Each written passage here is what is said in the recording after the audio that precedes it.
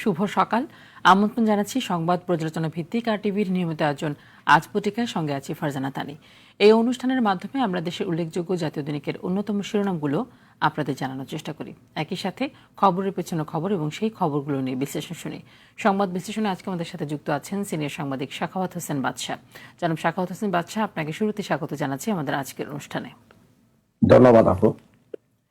দর্শক, আমাদের এই অনুষ্ঠানটি ফেসবুক ও ইউটিউবে সরাসরি সম্প্রচার হচ্ছে। আলোচনা যাওয়ার আগে দেশের প্রধান প্রধান জাতীয় দৈনিকের শিরোনামগুলো দেখে নেব। আমার হাতে শুরুতে রয়েছে দৈনিক যুগান্তর। সংবিধান সংশোধনের ৪৫ দিনে বাস্তবায়ন পিআর পদ্ধতিতে উচ্চকক্ষ। সংসদ নির্বাচনের আগে গণভোটের সুযোগ নিয়ে বলছে বিএনপি। জামায়াত বলছে নভেম্বরের মধ্যে গণভোট দিতেই হবে। এনসিপি বলছে সনদ বাস্তবায়নের সুপারিশ ইতিবাচক। প্রধান উপদেষ্টার কাছে জুলাই সনদ বাস্তবায়নের সুপারিশ জমা। ঋণের ৫,০০০ কোটি টাকা পাচার। দুবাই লন্ডনের সাবেক মন্ত্রী জাবেদের ৫৯৭ বাড়ি। কর্মচারীকে কোম্পানির মালিক সাজিয়ে ঋণ গ্রহণ। এক মোবাইল নম্বরে খোলেন ১২টি ব্যাংক হিসাব। ভোটের আগে সংঘাত সৃষ্টির পাঁয়তারা ইউপিডিএফ এর। প্রতিবেশী দেশের ইন্ধন বিনা বাধায় সীমান্ত দিয়ে পাহাড়ে অস্ত্র আনতে সমঝোতা। নিরাপত্তা জোরদার, বিভিন্ন পয়েন্টে স্থাপন হবে সিসিটিভি ক্যামেরা। এরপরে রয়েছে দৈনিক প্রথম আলো। গণভোট কবে সিদ্ধান্ত দেবে সরকার।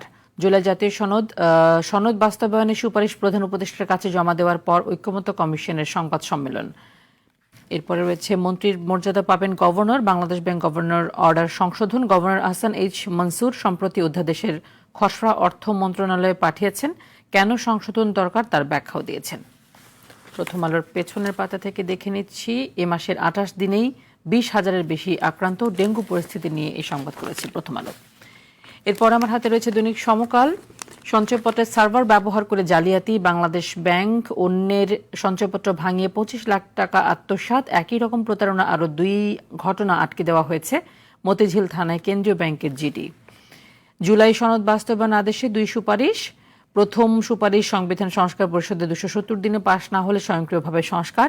দ্বিতীয় সুপারিশ ২৭০ দিনের সংস্কার করবে নির্বাচিত পরিষদ। সংস্কারের পর ৪৫ দিনের মধ্যে উচ্চকক্ষে পিআর। সংশোধিত শ্রম আইন বাস্তবতা বর্জিত, পুনর্বিবেচনার দাবি। ৭ সংগঠনের যৌথ সংবাদ সম্মেলন। এরপরে রয়েছে দৈনিক আমার দেশ। অনৈক্য রেখেই বিদায় ঐক্যমত্য কমিশনের। জুলাই সনদ বাস্তবায়ন আদেশ। সাংবিধানিক প্রস্তাবগুলো গণভোটে, বাকিগুলো দ্রুত বাস্তবায়ন। ৪৮ প্রস্তাব সংবিধান সংস্কার পরিষদ পাশ না করলে স্বয়ংক্রিয়ভাবে সংবিধানে যুক্ত হবে। সংস্কার বাস্তবায়নের ৪৫ দিন পর পিআরে উচ্চকক্ষ। হাসিনাকে খুশি করতে ঝটিকা মিছিল। অংশ নিলে ৫,০০০, ব্যানার ধরলে ৮,০০০ টাকা। ৭ স্পট চিহ্নিত। 1 মাসে ১৫০ জন গ্রেফতার। আরপিও সংশোধন, বিএনপির দাবি ইসিতে নাকচ। এরপরে দেখে নিচ্ছি দৈনিক কালের কণ্ঠ। নির্বাচনের দিন বা আগে গণভোট থাকবে না, নোট অব ডিসেন্ট। বাস্তবায়ন আদেশে সুপারিশে যা বলা হয়েছে। বিএনপি সালাউদ্দিন আহমদ বলছেন ঐক্যমত্য কমিশন জাতীয় অনৈক্য প্রতিষ্ঠার প্রচেষ্টা গ্রহণ করেছে। একই দিনে ভোটে জুলাই সনদ অকার্যকর হবে, জামায়াতের গোলাম পরোয়ার বলেছেন। রয়েছে সেনাপ্রধানের সঙ্গে সাক্ষাৎ পাকিস্তানের জয়েন্ট চিফস অব স্টাফ কমিটির চেয়ারম্যানের। সংবাদ সম্মেলনে বিজিএমইএ ২৫৮ পোশাক কারখানা বন্ধ, লক্ষাধিক শ্রমিক বেকার। এরপরে আমার হাতে রয়েছে দৈনিক বণিক বার্তা। অনেক পরিশোধের পরেও আবারও বকেয়ার চক্রে বিদ্যুৎ খাত। সবশেষ দেখে নিচ্ছি the Daily Star. Government has to decide on referendum time. এই ছিল আমার হাতে থাকা যেসব পত্রিকা, সেগুলোর শিরোনাম। জনাব সাখাওয়াত হোসেন, আপনি নিশ্চয়ই শুনতে পেয়েছেন কোন কোন পত্রিকাগুলো আমাদের হাতে রয়েছে এবং কোন কোন শিরোনামগুলো আলোচনার জন্য তুলে নিয়ে আসবো। শুরুতেই যেই শিরোনামটি সবগুলো পত্রিকা আজকে হেডলাইন করেছে, গণভোট কবে সিদ্ধান্ত দেবে সরকার। যুগান্তর বলছে পিআর পদ্ধতিতে উচ্চকক্ষ, সংবিধান সংশোধনের ৪৫ দিনে বাস্তবায়ন। মোটামুটি সবগুলো পত্রিকা আজকে এই ধরনের শিরোনাম করেছে। প্রশ্ন হচ্ছে, এই জুলাই সনদ নিয়ে আসলে প্রত্যেকটি রাজনৈতিক দলের মধ্যে একটি মিশ্র প্রতিক্রিয়া রয়েছে এবং আমরা জানি যে সবাই সবগুলো বিষয়ে একমত হয়নি এবং গণভোট নিয়ে এখন নতুন যে ইস্যু তৈরি হয়েছে সেটি নিয়েও আসলে বিএনপি এবং জামায়াতের মতো দলগুলো একমত নয়। তো সবকিছু মিলিয়ে এখন যদি সরকার সিদ্ধান্ত নিতে যায়, সেই সিদ্ধান্তগুলো যদি কোনো রাজনৈতিক দলের বিরুদ্ধে যায়, তাদের মতের বিরুদ্ধে যায়, তাহলে সেই রাজনৈতিক দলগুলোর অবস্থান কেমন হবে এবং সরকারের সিদ্ধান্ত মেনে নিয়ে তারা নির্বাচনের দিকে এগোবে কিনা। ধন্যবাদ আপনাকে। প্রথমে সেটি হচ্ছে যে জাতীয় ঐক্য কমিশন, যেটি প্রধান উপদেষ্টার কাছে তারা গতকালকে তাদের যে সনদের খসড়াটি সেটি তারা করেছেন, হস্তান্তর করেছেন। তো ঐক্যমতের ওই কমিশনে, যে খসড়া কমিশনে, সেটি কিন্তু বেশ কিছু মানে প্রস্তাব দিয়ে বিএনপি, জামাত এবং এনসিপির ভিতরে একটি মতপার্থক্য তৈরি হয়েছে। যেমন যেখানে এটি আছে যে একটি একটি সময় বেঁধে দেওয়া হয়েছে যে 9 মাসের ভিতরে সংসদ এটি কার্যকর করবে। তারপরে সবচেয়ে বড় যে জিনিসটি সেটি হচ্ছে যে জাতীয় সংসদ দ্বৈত ভূমিকা পালন করবে। এবং দ্বৈত ভূমিকাটা কি, একটি হচ্ছে তার সংসদ থাকবে, আবার সংবিধান সংস্কার পরিষদ এটি হিসাবে এটি কাজ করবে। এখন এই যে জিনিসগুলো, তারপরে তারা আরেকটি বলেছে যে 48টি প্রস্তাব, যেটি 48টি যে তাদের যে এটির উপরে তারা একটি গণভোট চেয়েছে। উচ্চ কক্ষের যেটি যেটি দ্বিকক্ষের বিষয় বলা হচ্ছে, উচ্চ কক্ষের বিষয়েও তারা বলা হয়েছে যে সংখ্যানুপাতিক হারে যেটি তারা 100 আসনের যে উচ্চ কক্ষ বিষয়টি তারা বলেছে। তো এখানে বিএনপি যে বিষয়টি তুলে এনেছে, এবং বিএনপি নির্বাহী স্ট্যান্ডিং কমিটির যে সালাউদ্দিন সাহেব, উনি বলেছেন যে আমরা যেসব প্রস্তাবগুলো দেইনি সেই সব প্রস্তাবগুলো এই যে খসড়া যে আপনার প্রস্তাবনা সেখানে উল্লেখ করা হয়েছে। এবং এতে বিশেষ করে যে তাদের যে বক্তব্যটি সেটি হচ্ছে দ্বিকক্ষ বিশিষ্ট যে পার্লামেন্টে, সেটি বলা হয়েছে সংখ্যানুপাতিক হারে একটি আসন বন্টন হবে, 100 আসনের দিকে। কিন্তু বিএনপি বলেছে যে এরকম কোনো আলোচনা তাদের হয়নি। বিএনপির পক্ষ থেকে আরো বলা হয়েছে যেটি, সেটি হচ্ছে যে তারা বলেছে যে জুলাই সনদে রাজনৈতিক দলগুলো স্বাক্ষর করেছে, কিন্তু স্বাক্ষর বহির্ভূত অনেক কিছুই এখানে তুলে ধরা হয়েছে, উপস্থাপন করা হয়েছে, যেগুলোর সাথে বিএনপি একমত নয়। এমনকি নোট অফ ডিসেন্টের ব্যাপারেও বলা হয়েছে যে নোট অফ ডিসেন্ট থাকবে না, যেটা ঐক্যমত কমিশনের যে খসড়াটি জমা দেওয়া হয়েছে সেখানে বলা হয়েছে। কিন্তু বিএনপি বলেছে যে না, নোট অফ ডিসেন্ট সহ এটি দেওয়া হবে। এরপরে বিএনপি আরো বলেছে যেটি, যে এই ভোটটি হতে হবে, গণভোটের যেটি সেটি হতে হবে জাতীয় নির্বাচনের সাথে, দুটি ব্যালট থাকবে, একটি হানা থাকবে এবং আরেকটিতে। তো কাজে জাতীয় নির্বাচনের সাথে যদি এই গণভোটটি না হয় তাহলে সেক্ষেত্রে বিএনপির আপত্তি রয়েছে। একই ক্ষেত্রে জামাতের কিন্তু প্রশ্ন ভিন্ন। জামাত বলেছে যে না, এটি বাস্তবায়ন করতে হবে, সেটি হচ্ছে যে আপনার জাতীয় নির্বাচনের আগেই এই গণভোট অনুষ্ঠান করতে হবে। যদি তা না হয় তাহলে তারা বলেছে যে এখানে সন্ত্রাস, নৈরাজ্য, নানা ধরনের প্রশ্ন তারা তুলেছে, যে এইসব কারণে জাতীয় নির্বাচন ব্যাহত হতে পারে। এনসিপির সুরও ঠিক একই রকম, জাতীয় জামাতের মতোই, যে তারা কিন্তু বলেছে যে এই জুলাই সনদটি কিভাবে হয়, কিভাবে বাস্তবায়ন হয় সেটি তারা দেখবেন, এবং দেখার পরে তারপরে তারা ওই সনদে স্বাক্ষর করবেন। আপনি নিশ্চয়ই জানেন যে এখন পর্যন্ত কিন্তু জুলাই সনদ জুলাই সনদ বাস্তবায়ন হওয়ার পরে আসলে স্বাক্ষর করার মতো সুযোগ থাকবে কিনা, বা জুলাই সনদ বাস্তবায়ন হতে কতদিন সময় লাগবে, তারপরে সেই সময়ের পরে এনসিপি স্বাক্ষর করবে, বিষয়টা একটু অস্বচ্ছ হয়ে গেল কিনা?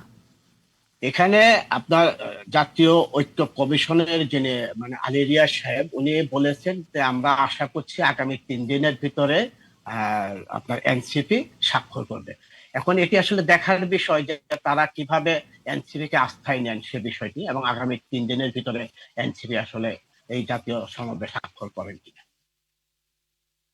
তো সেই ক্ষেত্রে গণভোটের যেই অমীমাংসিত যেই জায়গাটা, সেটা মীমাংসা করতে হলে আমরা জানি যে দুইটি রাজনৈতিক দলের যেহেতু দুই রকম মত, তো সেই ক্ষেত্রে দুই রাজনৈতিক দলকে এক জায়গায় আসতে হবে।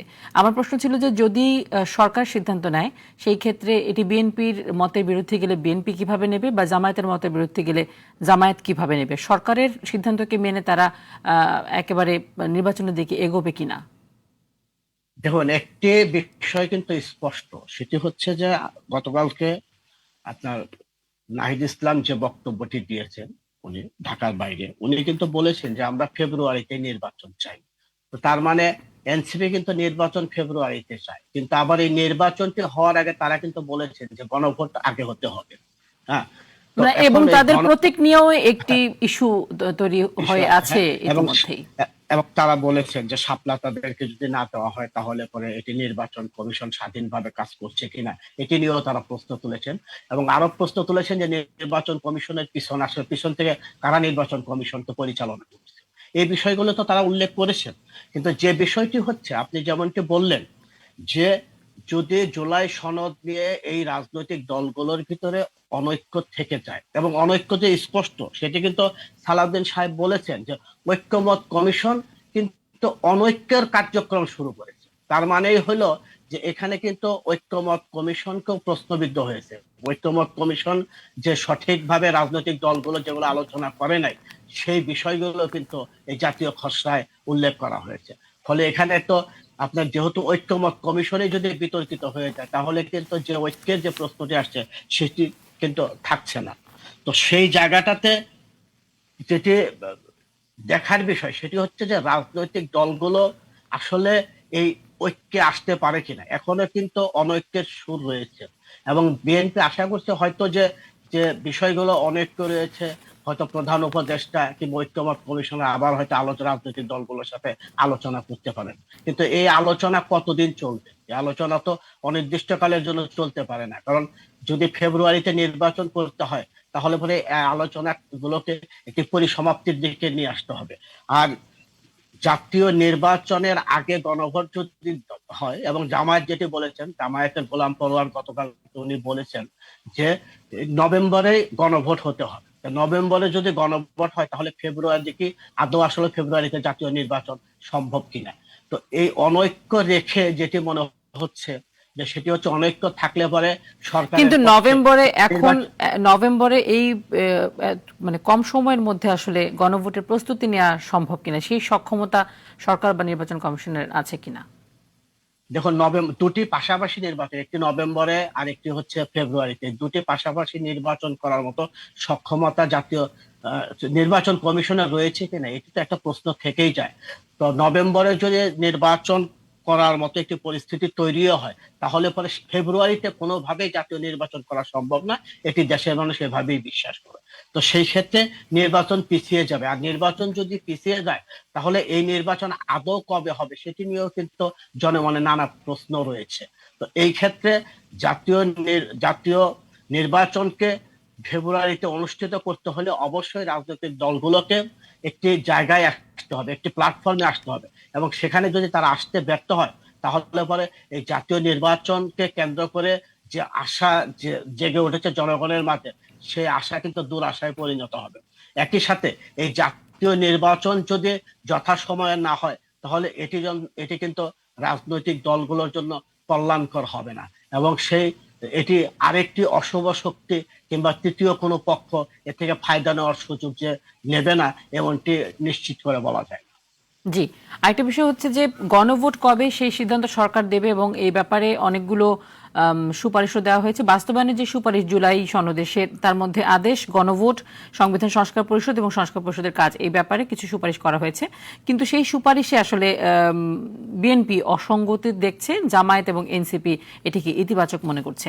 প্রশ্ন হচ্ছে বিএনপি আসলে কোন কোন জায়গায় অসঙ্গতি দেখছে, বা বিএনপির কেন মনে হচ্ছে এই জিনিসগুলো আসলে ব্যালেন্স করে করা হচ্ছে না?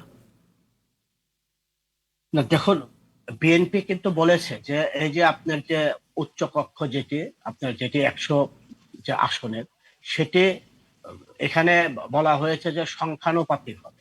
এখন বিএনপি কিন্তু বলেছে যে আলোচনায় সংখ্যানুপাতিক বলে কোনো কিছু ছিল না।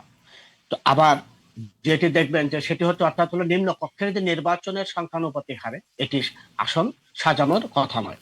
তারপরে বিএনপি যেটি বলছে সেটি হচ্ছে যে গণভোট হতে পারে জাতীয় নির্বাচনের, যে নির্বাচনের আগে, কোনোভাবেই জাতীয় নির্বাচনের আগে গণভোট সম্ভব না, এই গণভোটটি হতে হবে জাতীয় নির্বাচনের সাথে।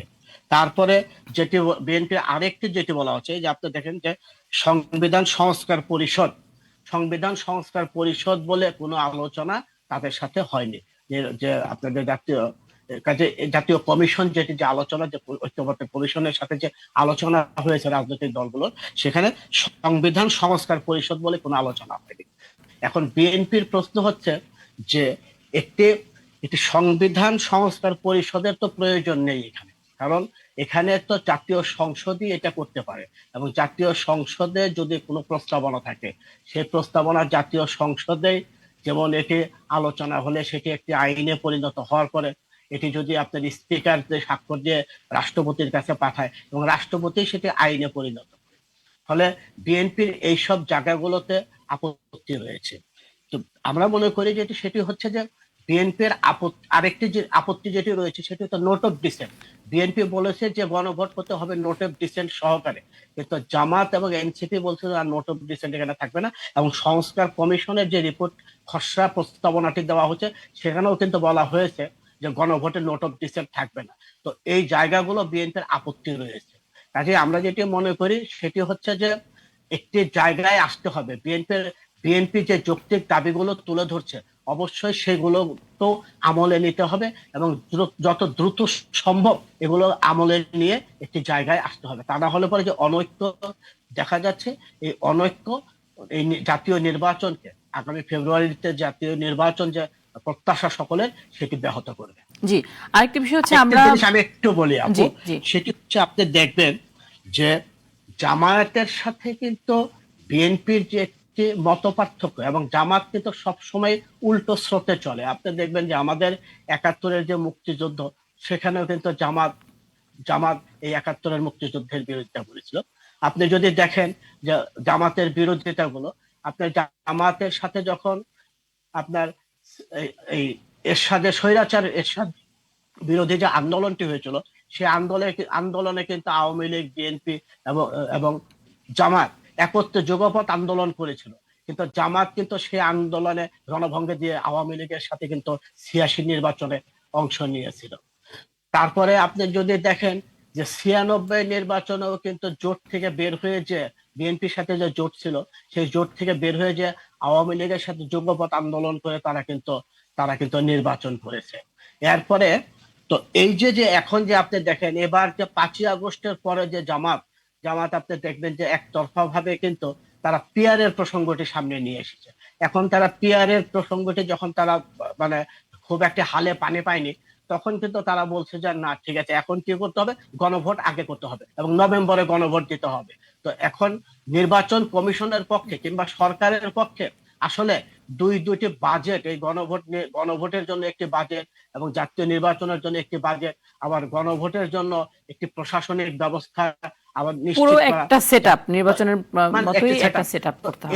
এই জায়গাগুলো আসলে একটা অসঙ্গতিপূর্ণ দাবি মনে হয়। যেমন এই কাজে এই জায়গা থেকে জামাতকে সরে আসতে হবে যদি ফেব্রুয়ারিতে তারা জাতীয় নির্বাচন প্রত্যাশা। তাহলে কি নির্বাচনের দিনই আসলে, জাতীয় নির্বাচনের দিনই গণভোট করলে সেটি সহজ হবে, বা এটি আসলে সুবিধাজনক হবে কিনা? এবং সরকারের জন্য এটি সুবিধাজনক, নির্বাচন কমিশনের জন্য এটি সুবিধাজনক হবে।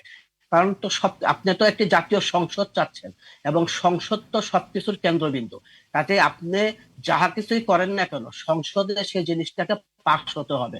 কাজে আপনি যদি জাতীয় সংসদের উপরে আস্থা রাখেন তাহলে পরে অবশ্যই জাতীয় নির্বাচন ফেব্রুয়ারিতে হওয়া উচিত, এবং সেই সাথে গণভোট যদি চায় তাহলে গণভোটটিও এটি হতে পারে। জি, জোটের কথা বলছিলেন। আমরা জানি যে নির্বাচনকে সামনে রেখে বিএনপি এবং জামায়াত বিভিন্ন দলের সঙ্গে, ছোট ছোট দলের সঙ্গে জোটবদ্ধ হতে চাচ্ছে এবং হওয়ার সেই প্রক্রিয়াতে রয়েছে। এবং আমরা এটাও দেখেছি যে প্রথমে অনেকেই বলছিলেন যে এনসিপি জামায়াতের সাথে জোটবদ্ধ হতে পারে, তখন তারা সেটিকে নাকচ করেছে এবং একটা সময় আমরা দেখেছি যে তারা নূরের দলের সঙ্গেও জোটবদ্ধ হওয়ার একটি আলোচনা এসেছিল, সেটিকেও তারা তখন নাকচ করেছিল। এখন সম্প্রতি বিএনপির সাথে এনসিপি জোটবদ্ধ হওয়ার যে একটি কথা বা গুঞ্জন এসেছিল, সেটিকেও আমরা দেখেছি গতকাল তারা নাকচ করে দিয়েছে এবং তারা যেটি বলেছে যে তারা কোনো দলের সাথেই জোটবদ্ধ হবে না। এখন প্রশ্ন হচ্ছে, তাদের যে ছোট রাজনৈতিক দল যারা এখনো প্রতীক পায়নি, এবং প্রতীকের বিষয়ে একটি জটিলতা রয়েছে, এই জটিলতা এবং জোটের জটিলতা সবকিছু মিলে আসলে তারা ফাইনালি নির্বাচনে অংশগ্রহণ করবে কিনা, অনেকের মনে সেই প্রশ্নটিও কিন্তু জেগেছে। না দেখুন, একটা একটা মেসেজ কিন্তু এনসিবির পক্ষ থেকে দেওয়া হয়েছে এবং এবং এনসিবির নাহিদ ইসলাম বলেছেন যে আমরা ফেব্রুয়ারিতে নির্বাচন চাই। তার মানে তারা কিন্তু ফেব্রুয়ারিতে নির্বাচন চাচ্ছে। এখন তাদের যে বিষয়টি সেটি আবার একই সাথে তারা কিন্তু এটিও অনেক ঘোষণা দিয়েছিল যে তাদেরকে যদি শাপলার প্রতীক না দেওয়া হয় তাহলে তারা নির্বাচন নিয়ে অংশগ্রহণ করবে না, বা নির্বাচন কিভাবে হবে সেটি তারা দেখে নেবে, এরকম কথাও কিন্তু তাদের মুখ থেকে আমরা শুনেছি। দেখুন, এখন এটি তো তাদের দাবি, শাপলা প্রতীক তারা দীর্ঘদিন ধরে দাবি করে আসছে। এখন দেবে কি দেবেন না সেটি তো নির্বাচন কমিশনের সিদ্ধান্তের বিষয়, কিন্তু শাপলা প্রতীকটি তাদের অন্যতম দাবির একটি। তো কাজে এই বিষয়টি কিভাবে মীমাংসা করা যায় সেই বিষয়টি নির্বাচন কমিশনের ভাবা উচিত। আর না, জোটের নির্বাচন যে কমিশন তো বিষয়টি, বলেই দিয়েছে এটি তাদের এখতিয়ারে নেই এবং তারা সেই শাপলা প্রতীক দেবে না, সেই জন্য তাদেরকে বিকল্প কিছু প্রতীক তাদেরকে অফার করা হয়েছে, সেখানেও তারা তো রাজি হচ্ছে না। দেখুন, কোনো একটি জায়গায় আমি মানে ওই জায়গা থেকে সরবো না, লড়বো না, এরকম কোনো সিদ্ধান্তে থাকা উচিত বলে মানে আমার মনে হয় না। নির্বাচন কমিশনকে আবারও এনসিপির সাথে বসা উচিত, এনসিপি কে ডাকা উচিত, ডেকে তাদের সাথে এই বিষয়টির ফয়সলা করা উচিত। এখন আপনি এনসিপি তাদের তাদের কি পরিমাণ ভোটে দেশে রয়েছে, তাদের ভোটের পার্সেন্টেজ কত, এই হিসাব না দেখে আমরা মনে করি যে একটি নবাগত দল, যে দলটির অনেক অনেক নেতৃবৃন্দ এই যে আপনার জুলাই গণ অভ্যুত্থানের নেতৃত্বে ছিলেন, প্রথম সারিতে ছিলেন, তো তাদেরকে নিয়ে একটি দল গঠিত হয়েছে।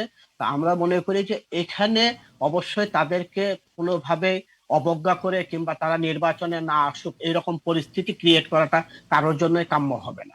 সেই ক্ষেত্রে তাদেরকে কিভাবে আস্থায় নেওয়া যায় এই বিষয়টি নির্বাচন কমিশনের ভেবে দেখা উচিত। আর জোটের যে বিষয়টি বললেন, দেখুন, জোট তো সকলেই করতে চায়, তাই না? এখন এনসিপি যতই না বলুক, তো তাদের তো অন্তরালে একটি প্রত্যাশা রয়েছে, তাই না, যে তারা কিছু আসন পাবে এবং একটি দল নির্বাচনে অংশ নেয় সংসদে যাওয়ার জন্য, আসন পাওয়ার জন্য। তো সেই ক্ষেত্রে সাধারণত বড় দলগুলোর সাথে এই দেশে বিএনপি এবং জামাত এখন পর্যন্ত এই দুইটি দলই তো বড়। তো সেই ক্ষেত্রে এনসিপি কার সাথে ঐক্য করবে, কার সাথে জোট গঠন করবে, এই সিদ্ধান্ত এনসিপি নেবে। তো সেই ক্ষেত্রে যদি বিএনপির সাথে তাদের আলোচনা চলে, তো ধরে নিতে হবে যে যেহেতু বিএনপির আসন সংখ্যা বেশি পাওয়ার সম্ভাবনা রয়েছে, ক্ষমতায় তাদের যাওয়ার সম্ভাবনা বেশি রয়েছে, সেক্ষেত্রে এনসিপি মনে করতেই পারে যে জোটটি বিএনপির সাথে তাদের গঠন হলে সেক্ষেত্রে তাদের সুবিধা অনেক বেশি এবং প্রাপ্তিটাও অনেক বেশি হতে পারে। জি, আরেকটি প্রথম আলোতে আরেকটি শিরোনাম করা হয়েছে সাংবাদিকতার অধিকার সুরক্ষা সংস্কার কমিশনের প্রস্তাব থেকে কিছু ধারা বাদ পড়েছে। এখানে বলা হচ্ছে মন্ত্রণালয়ের খসড়া বাস্তবায়িত হলে এটি সাংবাদিকদের কার্যকর পেশাগত সুরক্ষা দিতে পারবে না এবং সাংবাদিকদের পেশাগত স্বাধীনতা ও সুরক্ষা প্রশ্নে উদ্বেগ থেকেই যাবে বলে মনে করছেন সংশ্লিষ্টরা। এবং এই খসড়া যারা করছেন তাদের মধ্যে থেকে একজন বলেছেন যে এটি আসলে ফাইনাল না, এর পেছনে এটি আরো কাজ করা বাকি আছে, এটি একদম ফাইনালি দেওয়ার আগে পর্যন্ত বলা যাবে না যে কোনো কোনো ধারা বাদ পড়েছে, তার মানে এখনো কাজ করার সুযোগ আছে। আপনার কি মনে হয় যে সাংবাদিকতার এই জায়গাটি থেকে সংস্কার কমিশনের প্রস্তাব থেকে যেই ধারাগুলো বাদ পড়েছে সেটি আসলেই সাংবাদিকদের সুরক্ষা এবং তাদের নিরাপত্তার ক্ষেত্রে বাধা হয়ে দাঁড়াবে কিনা? বা এমনি তো আমরা জানি যে সাংবাদিকদের কাজ করার ক্ষেত্রে অনেক বাধা রয়েছে এবং নিরাপত্তার দিক থেকেও আমরা দেখেছি অনেক ঘাটতি রয়েছে। সেই জায়গায় আসলে কিভাবে এই ধারাগুলোকে বাদ দেওয়া হলো বা আর কোন কোন জায়গাগুলোকে এটার সাথে যুক্ত করে সাংবাদিকদের জন্য একটি ভালো বা তাদের সুরক্ষা বা নিরাপত্তা নিশ্চিত হবে এমন একটি খসড়া করা সম্ভব হবে? না, দেখুন, সাংবাদিকদের ক্ষেত্রে যে জিনিসটা হয় আমরা সব সময় দেখেছি, সাংবাদিকদের বিষয়টি উপেক্ষিত থাকে। এখন উপেক্ষিত যে থাকে এর বড় কারণ হচ্ছে যে আপনার সাংবাদিকদেরকে দমন পীড়নের জন্য নানা ধরনের কালো আইন, মানে যে সরকার আসে সেই সরকারই আপনার এটি করে। এখন আপনি ক্ষমতায় আসার আগে বলবেন যে সাংবাদিকদের স্বাধীন মতের প্রতি আপনি বিশ্বাস করেন, স্বাধীন গণমাধ্যমের প্রতি আপনারা বিশ্বাস করেন, কিন্তু আপনি যখন ক্ষমতায় আসবেন তখন কিন্তু আবার আপনি ভিন্ন ভিন্ন কিছু বলছেন। তো কাজে আপনার সুর পরিবর্তন হয়ে যাচ্ছে। এই ক্ষেত্রে এই যে যে আপনার দেখেন যে প্রস্তাবগুলো এনেছিল, এই প্রস্তাবগুলো তো অবশ্যই এটি এটি অন্তর্ভুক্ত হওয়া উচিত। এখানে সাংবাদিকদের নিরাপত্তার বিষয়ে বলা আছে, সাংবাদিকদের পেশাগত জীবন ও সম্পদের যেন ক্ষতি না হয় সে বিষয়টি বলা আছে। এখানে বলা আছে যে চড়াও হয়ে কোনো সাংবাদিকের বাড়িতেই আপনি মধ্যরাতে হুট করে আপনি গেলেন, যায় টক টক করে বললেন যে আপনি বের হয়ে আসেন, আপনি অ্যারেস্ট হয়ে যাচ্ছেন, রাজপথ থেকে একজন সাংবাদিককে আপনি তুলে নিয়ে যাচ্ছেন। তো এই জায়গাগুলো আসলে একটি সুরক্ষা প্রস্তাব দেওয়া হয়েছিল একটি। তারপরে আপনি আরেকটি দেখবেন যে সেটি হচ্ছে যে সাংবাদিকদের মামলাগুলো পুলিশের কোন লেভেলের কর্মকর্তা এগুলো পরিচালনা করতে পারবে। ওখানে বলা ছিল যে সহকারী পুলিশ সুপারের নিচে নন এমন কেউ এগুলা তদন্ত করবে না। তো এই জায়গাগুলো আমরা মনে করি যে সেটি হচ্ছে যে এটি নিশ্চিত করা উচিত। যদি আপনি এটি নিশ্চিত না করেন তাহলে স্বাধীন গণমাধ্যম যেটি বলছেন, স্বাধীন সাংবাদিকতা যেটি বলছেন সেটি হবে না, বরং এটি আরো ভীতিকর পরিস্থিতির তৈরি হবে। আপনি এক সাংবাদিকদের জন্য সর্বনিম্ন একটি বেতনের ব্যবস্থা করতে হবে। এখন সর্বনিম্ন বেতনের ব্যবস্থাটি কোনটি? সর্বনিম্ন বেতন আপনাকে 35,000 টাকা কমপক্ষে সেটি হতে হবে। এবং সেটি যদি না হন আপনি বলেন তাহলে পরে, এবং এই 35,000 টাকা বেতনটি হবে একজন সাংবাদিক যখন শুরু করলেন তার বেতনটি সর্বনিম্ন 35,000 টাকা হতে হবে। তারপরে পর্যায়ক্রমে সাংবাদিকদের পদ অনুযায়ী বেতন নির্ধারণ করতে হবে। কারণ সাংবাদিকদের ক্ষেত্রে আপনি যদি এইসব জায়গাগুলো অনুপস্থিত রাখেন বা কিংবা এই জায়গাগুলো এড়িয়ে যান, তাহলে সাংবাদিকদের কাছ থেকে আপনি যে সঠিক যে রিপোর্ট সেটি যেমন আপনি প্রত্যাশা করতে পারেন না, আপনি একইভাবে সাংবাদিকদের যে স্বাধীন মত, সেই মতের উপরে আপনার যে শ্রদ্ধাবোধ সেটিও আপনার নিশ্চিত হচ্ছে না। ফলে আমরা মনে করি সাংবাদিকদের বিষয়টি অবশ্যই এটি করা, মানে ফয়সালা করা উচিত। আপনি আমলাদের জন্য বেতন কাঠামো দ্রুত করতেছেন, সুযোগ সুবিধা বৃদ্ধি করতেছেন, কিন্তু সাংবাদিকদের জন্য কোনো সুযোগ সুবিধা বৃদ্ধি হচ্ছে না। যেমন সাংবাদিকরা ওয়েস বোর্ড দিয়ে দীর্ঘদিন আন্দোলন করতেছে, কিন্তু সাংবাদিকদের ওয়েস বোর্ড গুলো বাস্তবায়ন হচ্ছে না। একই সাথে যে অষ্টম ওয়েস বোর্ড চালু রয়েছে, এই অষ্টম ওয়েস বোর্ড গুলো যে সব পত্রিকায় বাস্তবায়ন হচ্ছে তা নয়। আমরা বারবার বলেছি চ্যানেলগুলোকে ওয়েস বোর্ডের আওতায় আনার জন্য, কিন্তু এই চ্যানেলগুলোকে ওয়েস বোর্ডের আওতায় আনা হচ্ছে না। এবং এই ক্ষেত্রে কিন্তু তথ্য মন্ত্রণালয়ের গড়িমসি রয়েছে। এবং এবং আমরা মনে করি যে এই যে জাতীয় ঐক্যমতের যে কমিশনের যে রিপোর্টটি রয়েছে, এই রিপোর্টে সুস্পষ্টভাবে উল্লেখ থাকবে যে চ্যানেলগুলোকেও একটি মানে ওয়েস বোর্ডের আওতায় আনতে হবে এবং তাদের মিনিমাম বেতন কত হবে সে বিষয়টিও নিশ্চিত করতে হবে। কাজেই সাংবাদিকদের যদি সুরক্ষা দেওয়া না হয়, তাহলে পরে স্বাধীন গণমাধ্যম যদি আপনি প্রতিষ্ঠিত না হয়, তাহলে আপনার গণতন্ত্র ব্যাহত হবে। আপনার সংবাদপত্রের যে চেহারা বা গণমাধ্যম যে দর্পণ হয়, সেই দর্পণে আপনার কিন্তু সমাজের চেহারাটি সুস্পষ্টভাবে ফুটে ওঠে। এখন সাংবাদিকরা যদি নির্বিকার হয়, সাংবাদিকরা যদি ভীতির মধ্যে চলে, তাহলে গণতন্ত্র থাকে না। জি, নিশ্চয়ই। আরেকটি শিরোনাম করেছে আজকে যুগান্তর। তারা বলছে ভোটের আগে সংঘাত সৃষ্টির পাঁয়তারা ইউপিডিএফ এর, প্রতিবেশী দেশের ইন্ধন বিনা বাধায় সীমান্ত দিয়ে পাহাড়ে অস্ত্র আনতে সমঝোতা, নিরাপত্তা জোরদার, বিভিন্ন পয়েন্টে স্থাপন হবে সিসিটিভি ক্যামেরা। আমরা জানি যে প্রতিবেশী দেশের ইন্ধনে এই বর্ডার এলাকাগুলোতে অস্ত্র মাদক সহ বিভিন্ন চোরাকারবারিরা সচল এখন পর্যন্ত, এবং তারা নির্বাচনকে সামনে রেখে আরও বেশি তাদের কর্মকাণ্ড আরও বিস্তৃত করার চিন্তা ভাবনা করছে। এবং যেহেতু সামনে ভোটকে কেন্দ্র করে এখন তারা বিভিন্নভাবে সংঘাত সৃষ্টি করার পরিকল্পনা করছে, সেটি আসলে কোনোভাবে তারা সফল হতে পারবে কিনা। আমরা জানি যে বিভিন্ন সময় বাংলাদেশের প্রশাসন বা গোয়েন্দা সংস্থাগুলো অনেক কিছুই আগে থেকে না জানার ফলে বড় অনেক ঘটনা ঘটে যাচ্ছে, কিন্তু সেই খোঁজ খবরগুলো দেখা যাচ্ছে যে যখন ঘটনা ঘটে তারপরে আমরা পাচ্ছি। তো সেই জায়গায় গোয়েন্দা তৎপরতা বা বাংলাদেশের যে প্রশাসন বা বর্ডার এলাকায় যেই আইনশৃঙ্খলা বাহিনীরা রয়েছে, তারা আসলে কতটা তৎপর বা কতটা প্রস্তুত এই ঘটনাগুলোকে বাধাগ্রস্ত করার ক্ষেত্রে? না, দেখুন, আপনার সীমান্তে যে অস্থিরতা রয়েছে এটি তো কেউ এড়িয়ে যেতে পারে না। আপনার 1996 সালে আওয়ামী লীগ সরকার যখন ক্ষমতায় এসেছিল, তখন কিন্তু আপনার একটি চুক্তি করা হয়েছিল, এবং সেই চুক্তির মধ্যে দিয়ে, যেটি আপনার এই পার্বত্য চুক্তি, সেই চুক্তির মধ্যে দিয়ে কিন্তু ওখান থেকে আমাদের যে সেনাবাহিনীর ক্যাম্পগুলো সেগুলো প্রত্যাহার করা নিয়ে আসা হয়েছিল। অধিকাংশ জায়গায় থেকে সেনা ক্যাম্পগুলো প্রত্যাহার করা হয়েছে। তো এখন আপনার কি হয়েছে, এই সেনা ক্যাম্পগুলো প্রত্যাহারের ফলে আপনার ওখানে যে ইউপিডিএফ এবং আরো যে বিচ্ছিন্নতাবাদী যে দলগুলো রয়েছে পাহাড়ি, সেগুলো আপনার তারা ওই জায়গাটা নিয়ন্ত্রণ নেয়। এবং এই নিয়ন্ত্রণ নেওয়ার ফলে আপনার কি হচ্ছে, এই সীমান্তগুলো কিন্তু ভারত লাগোয়া সীমান্ত, এবং আপনি সেখানে পার্শ্ববর্তী দেশ বলতে এখানে ভারতকে বোঝানো হয়েছে। তো এর ফলে এই যে আপনার ভারত থেকে কি করা হচ্ছে, এই বিচ্ছিন্নতাবাদীদের ইন্ধন দেওয়া হচ্ছে, অস্ত্র যোগান দেওয়া হচ্ছে, তাদেরকে ট্রেনিং দেওয়া হচ্ছে। তো আজকে তারা কি হচ্ছে, আজকে কিন্তু তারা বাংলাদেশের জন্য একটি বড় ধরনের হুমকিতে পরিণত হয়েছে। তো এই এখন যত দ্রুত সম্ভব এই আপনার পাহাড়ি এলাকায়, পার্বত্য অঞ্চলগুলোতে সেনাবাহিনী মোতায়েন করতে হবে, এবং এই যে ইউপিডিএফ থেকে শুরু করে যারা এই ধরনের বিচ্ছিন্নতাবাদী ঘটনার সাথে জড়িত, তাদেরকে নিয়ন্ত্রণ করতে হবে।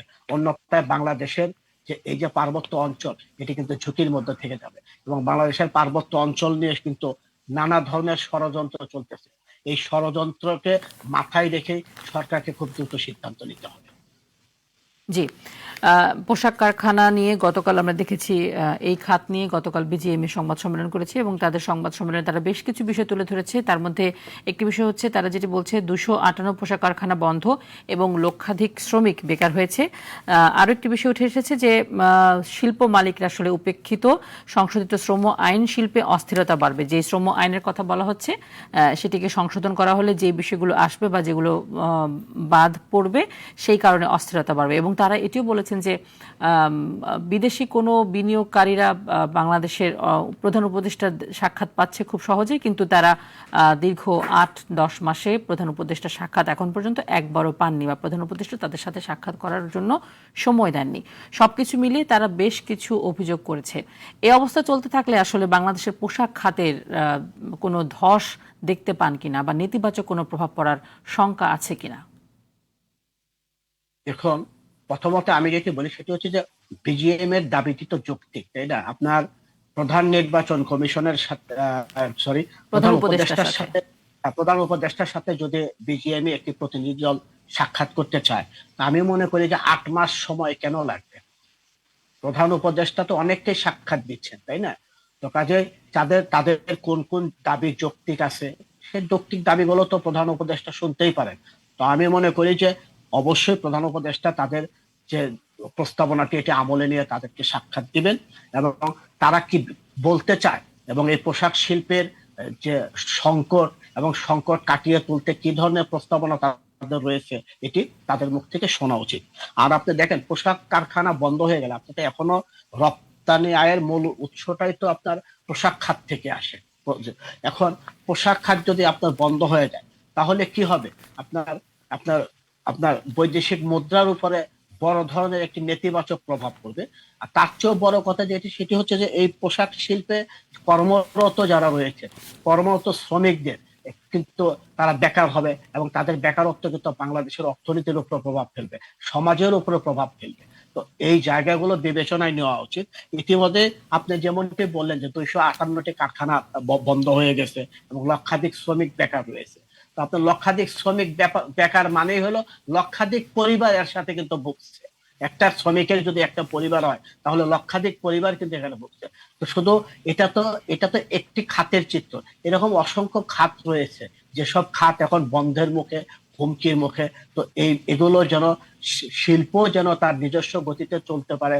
শিল্প একটি দেশের প্রাণ। শিল্পের যদি বিকাশ না ঘটে, শিল্প যদি আপনার ঠিক মতো তাদের শ্রমিককে পরিচালনা করতে না পারে, শিল্প যদি উৎপাদন ব্যাহত হয়, তাহলে কিন্তু আপনার দেশের অর্থনীতি কিন্তু চাঙ্গা থাকবে না। দেশের অর্থনীতির চাকা আপনি যতই সচল করতে চান সেটি কিন্তু পিছনের দিকে যাবে। কিন্তু যেখানে বাংলাদেশের শিল্প খাত এরকম হুমকির মুখে বা এতগুলো কারখানা বন্ধ এবং এত শ্রমিক বেকার হয়ে পড়েছেন, সেই জায়গায় আসলে বাংলাদেশি বিনিয়োগকারীদেরকে সুযোগ না দিয়ে বা তাদেরকে উৎসাহিত না করে বিদেশি বিনিয়োগকে উৎসাহিত করা বা নিয়ে আসাটা কতটা যৌক্তিক? না, আপনার আপনার তো বিদেশি বিনিয়োগ তো আসতেই হবে, তাই না? বিদেশি বিনিয়োগ কিন্তু আসা যে নিয়ে পরিমাণ কারোর কোনো আসার কথা সেই পরিমাণ আসছে কিনা?